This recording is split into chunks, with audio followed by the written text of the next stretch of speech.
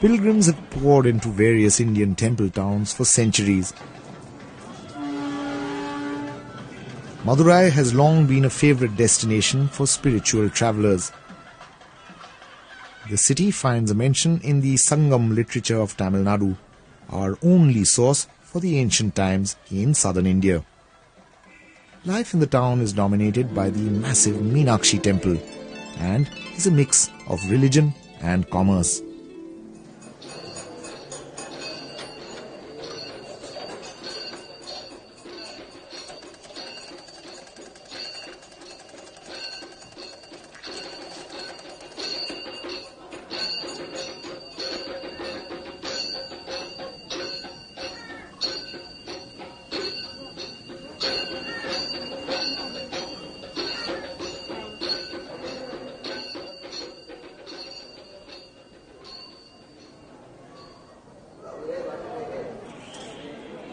Thousands of pilgrims make the journey to Madurai every year, carrying with them their hopes, their fears, and their petitions to the gods.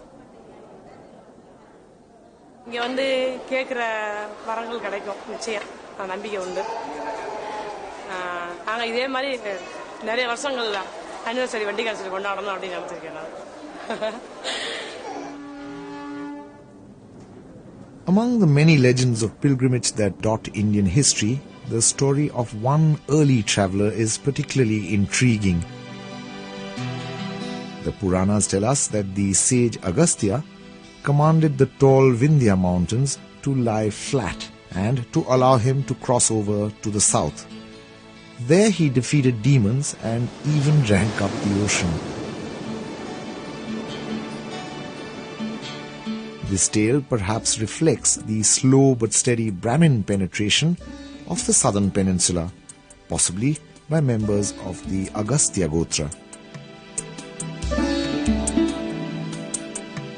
Over the centuries, people migrated in large numbers from the north to the peninsula.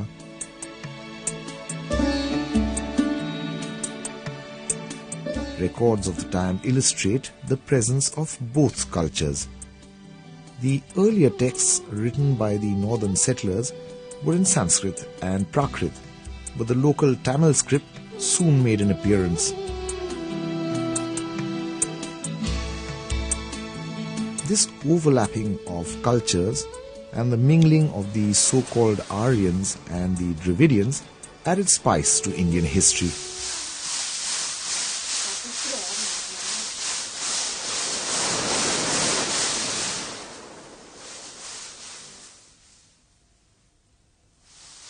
Spices which grew abundantly in parts of southern India attracted a variety of foreign traders to the region. Among these early traders were the Romans, who set up a trading post at Arikamedu near today's Pondicherry.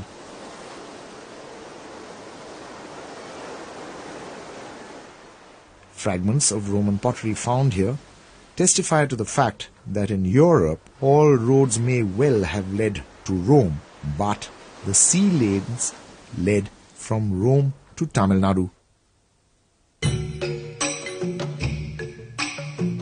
An overland traveller, the Chinese scholar Huansang, who came to India in the 8th century, made an interesting observation. He noted that the farther south he went, the less cultivated land he saw. The fact is that the land is less productive in the south than in the north. The peninsula lacks the vast fertile plains of the north, and hence large kingdoms based on agriculture, like that of the Mauryas, could not develop here. Instead, smaller kingdoms arose. Each of them was fiercely independent and determined to protect its identity. Regional loyalties prevailed, and southern India saw many kingdoms flourish. Even as the centralized and mighty Mauryan Empire faded in the north, the sun rose over the kingdom of the Pallavas in the south.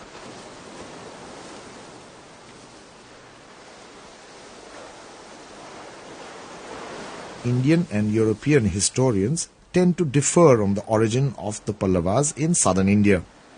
Westerners have had this tendency of ascribing Western influences or non-Indian influences to almost everything which is grand and great in Indian history. Thus, for instance, the Pallava temples in Mahabalipuram and elsewhere were ascribed by Westerners to a foreign dynasty. The Pallavas were thought to be Pahlavis, Iranian by descent. If they could not be Iranian, at least they must be North Indian, because they used Puranic motifs. The fact is that the Pallavas were probably indigenous as the other rulers of Tamil Nadu, and created their empire on a system of alliances, a complex system of alliances based on the local political economy.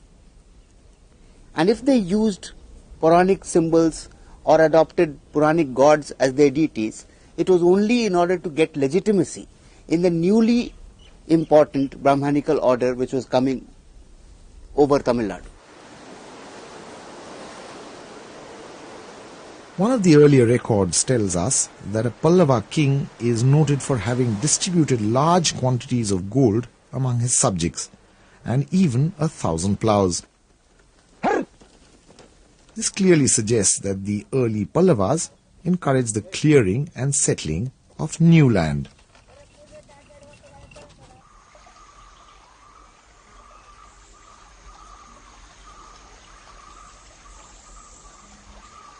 The kings must have realized that the land could be used more productively for growing crops rather than for grazing herds. With increased produce, the king could collect more taxes.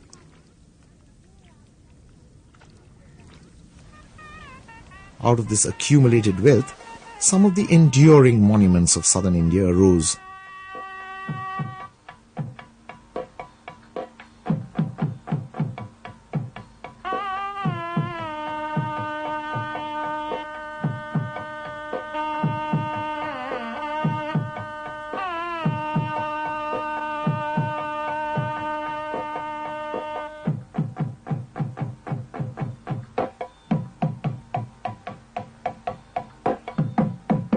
These famous rock-cut temples at Mahabalipuram were built in the early 7th century during the reign of King Mahendravarman I.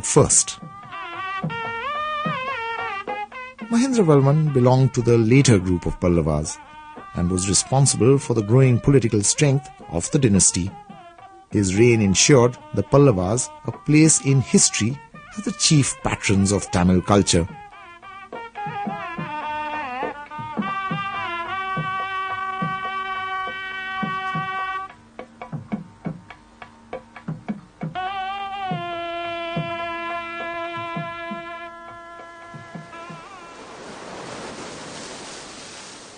On the other side of the peninsula, the Cheras ruled over what is now Kerala.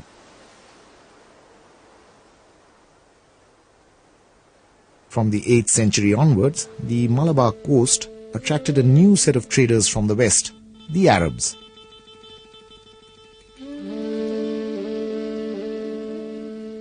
Unlike the Romans, the Arab traders chose to settle along the Malabar coast. They were welcomed and left free to practice their religion. They, for their part, did not try to convert others to Islam and thus blended smoothly with the local society. Their major concern remained trade.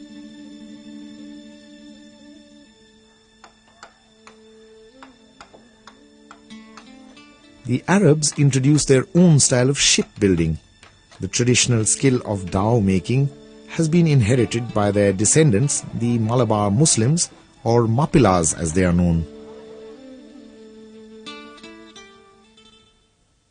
Christianity was brought to the western coast of South India by one of Christ's disciples shortly after the crucifixion. Doubting Thomas, so called because he had to touch Christ's wounds before he could believe in the resurrection, is supposed to have landed at this place in Kerala.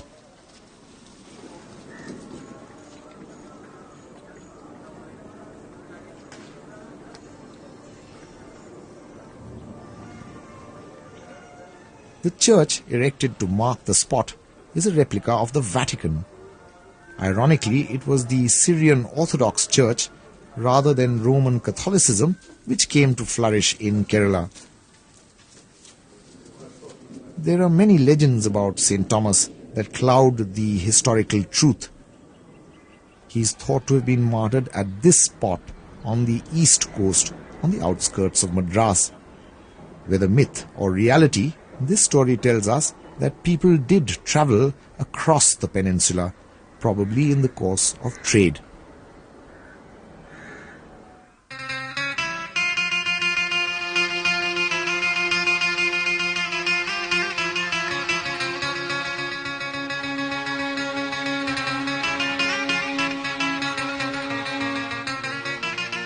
Trade, especially in spices, had always attracted the Jews, and their roots in Cochin go back for centuries.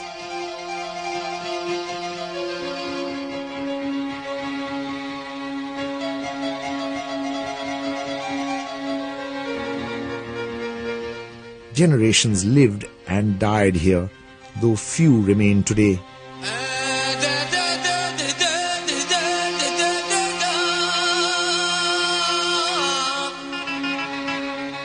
The focal point of the community is still the place of worship, the synagogue. But India has not been without its influence. The Hebrew Star of David finds itself in unexpected company in Jewtown, cheek by jowl with the Hindu swastika. Perhaps appropriate in a town that generated so much masala.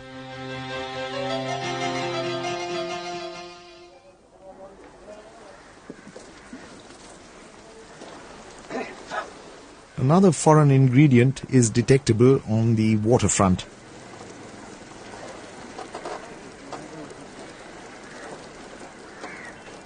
These fishing nets seem the very image of Cochin, but they are not in fact a local innovation.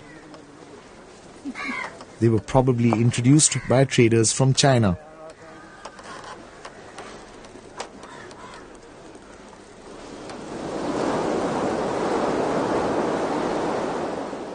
New technology and new ideas were washed in along with trade and commerce.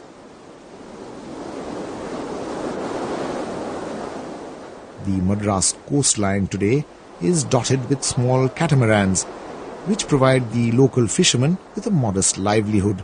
But in the heyday of the southern kingdoms, these seas were ruled by powerful navies.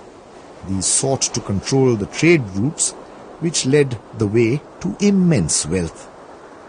Both sea and land therefore bolstered the power of these kingdoms. However, this power was never centralized. It was characterized by feudalism. There has been much debate on the nature of feudalism in India in general and of feudalism in South India in particular. Kosambi posited that in fact there were two types of feudalisms. There was feudalism from above and feudalism from below. Feudalism from above meant that there was a king who established a hierarchical order of nobles or feudatories under him. By feudalism from below, Kosambi meant that the king was just one among the feudal lords, that this hierarchical order arose on the basis of the feudatories themselves. In any event, what is clear is that the more or less even power of the feudal lords in South India in particular, but India in general, meant that there was a great deal of seesawing. At one point one dynasty came up, at another different dynasty. This seesawing of dynasties is dramatically shown by the varying fortunes of the Pallavas and their rivals, the Cholas.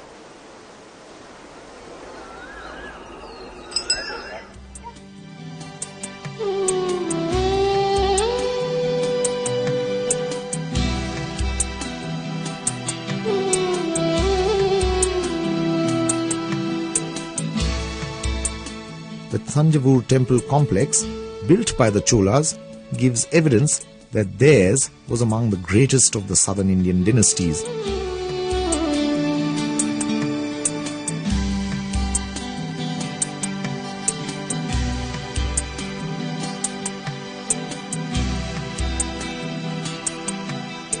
The Cholas had been virtually submerged by the Pallavas for several centuries. They rose again in the 10th century and their powers soared.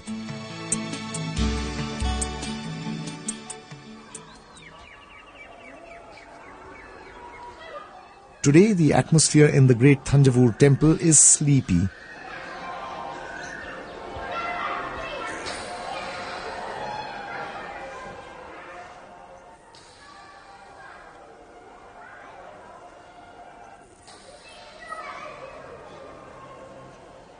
This is a far cry from the time when the king himself lived inside the fortified temple and was guarded by his troops and war elephants.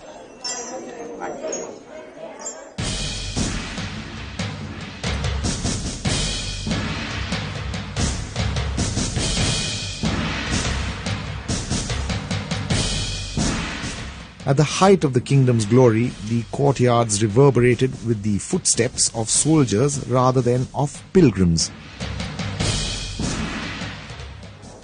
Now the resident elephant is adored rather than feared, as it collects offerings for its own upkeep as well as that of its keeper.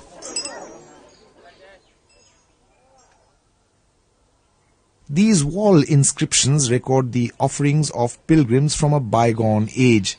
The seemingly endless list of donors points to the flourishing economy of the Chola Empire. Harnessing of water for crop irrigation was one way in which the Cholas increased their wealth. One of their innovations was to construct this dam on the Kaveri River.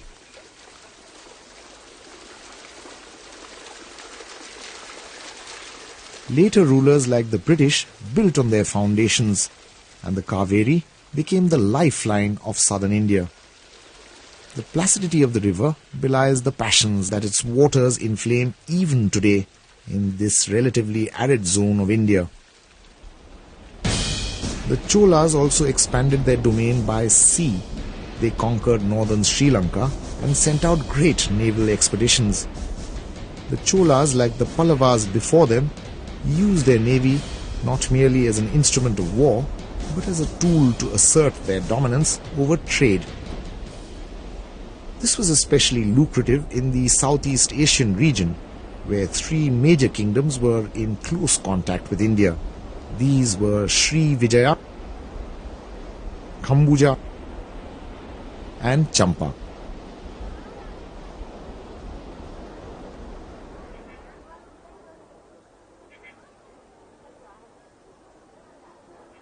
The central part of the Chola Empire was the region around Kanchi and Thanjavur.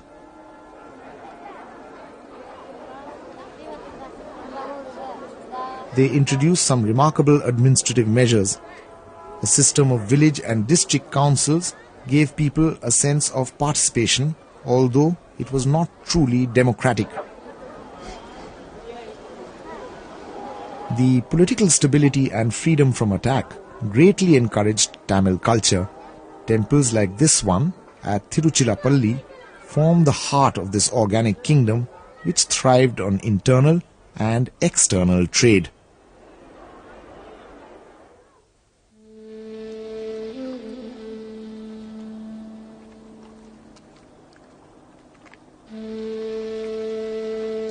Back on the west coast, the foreign traders, in particular the Arabs, began to take over the initiative in the trade with the West. Indian traders were no longer carriers of goods themselves, but mere suppliers to the Arabs. Thus, Indian contacts with the West became indirect. The commodities that were still coveted the most were spices.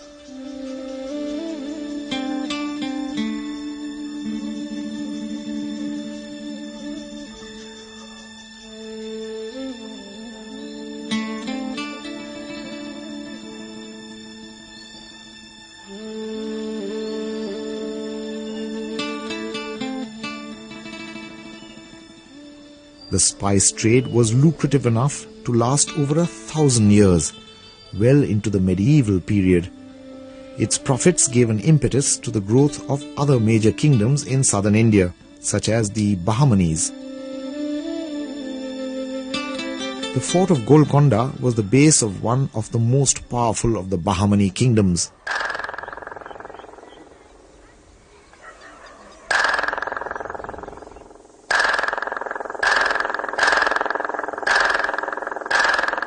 This signalling portico was an ingenious way of communicating across the fort.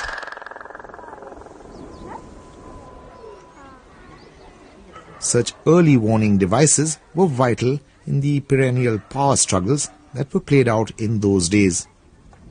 The Bahamanis frustrated the ambitions of the Delhi Sultans, who were trying to expand southwards.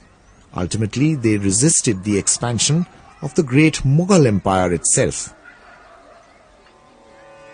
The favourite enemy of the Bahamanis, however, was the Vijayanagar kingdom, centred at Hampi in today's Karnataka.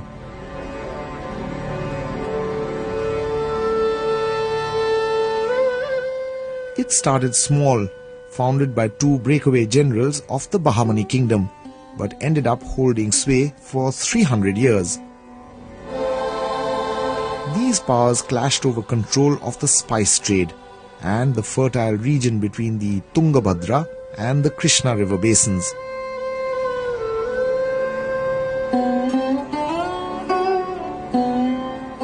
Tales of the greatest of the Vijayanagar kings, Krishnadevaraya, and his court jester, Tenali Rama, have made the magnificence of the Vijayanagar court part of folklore.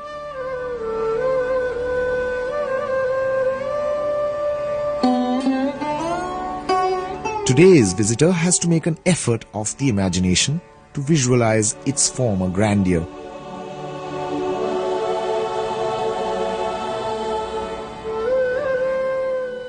Vijayanagar was not a centralized empire. It was made up of small regions like Calicut, Srirangapatnam, Bhatkal and Gersopa, and controlled by chiefs called Nayaks.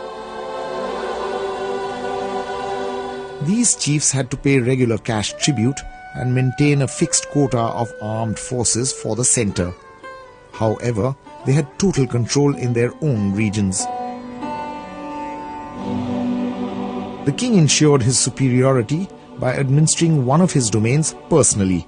He displayed his military might enough to remind the Nayaks to pay their tribute promptly. He wasn't always successful, however.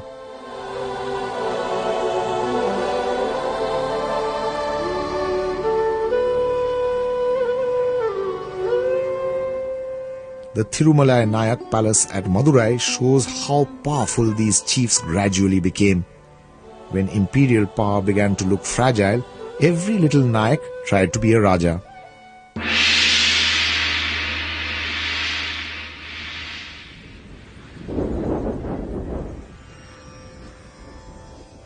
The cracks began appearing in the splendour of the empire when the substantial revenue was frittered away. The extravagance is clear from the sheer scale of its monuments. Even the ruins of the elephant stables suggest vast expenditure. Little was invested in essential works like the construction of reservoirs and canals.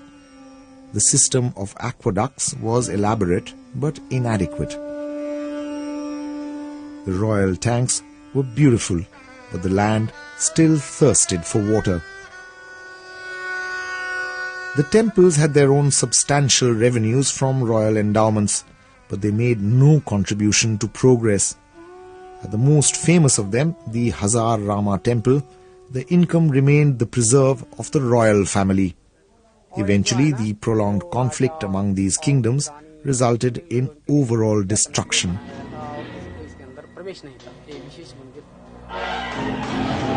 Not all the king's elephants nor all the king's men could prevent the collapse of Vijayanagar. The Bahamani powers defeated the doomed kingdom in a rare show of unity. There is a certain irony which hangs over Vijayanagar. The irony lies in the fact that although it is called Vijayanagar, the city of victory, today it commemorates only defeat. It marks the defeat not only of the Vijayanagar Empire, but also of Indian feudalism as a whole to cope with the demands of our changing world. The seeds of that change were already sown at the height of Vijayanagar power. The city of Vijayanagara is as large as Rome and very beautiful to the sight. You have a broad and beautiful street full of fine houses, and there you find all sorts of rubies and diamonds and emeralds and pearls. It is the best provided city in the world, and everything abounds. It is so rich and beautiful that you would hardly find anywhere another such. This impressionable visitor was no accidental tourist. Domingo Paes was a Portuguese ambassador to the court of Krishnadevaraya. He was among the first wave of Europeans lured to India by the scent of spices.